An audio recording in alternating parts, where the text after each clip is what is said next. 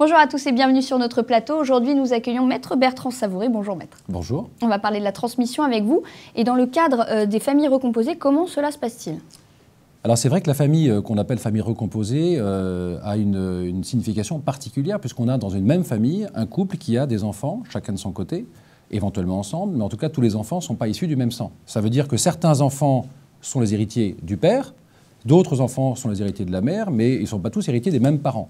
Or, souvent, dans ces familles, les parents mélangent leur patrimoine, donc ça veut dire qu'au final, on aura des inégalités qui ne sont pas toujours souhaitées par les parents.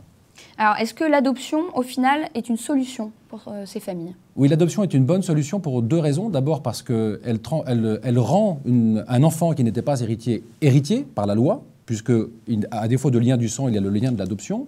Et d'autre part, sur le plan fiscal, la transmission peut être faite à son profit dans des conditions favorables, parce qu'à défaut d'adoption, si on transmet à quelqu'un qui n'est pas son enfant, c'est quand même 60% d'impôts, ce qu'on évite par l'adoption. Et enfin, est-ce qu'il existe quand même d'autres solutions que l'adoption ou pas? Oui, il existe d'autres solutions qui sont quelquefois un peu plus complexes. Ça passe par une adaptation particulière du contrat de mariage des parents, ça passe par des testaments, éventuellement des contrats d'assurance vie, donc des solutions qui permettent de corriger au mieux ce type d'inégalité.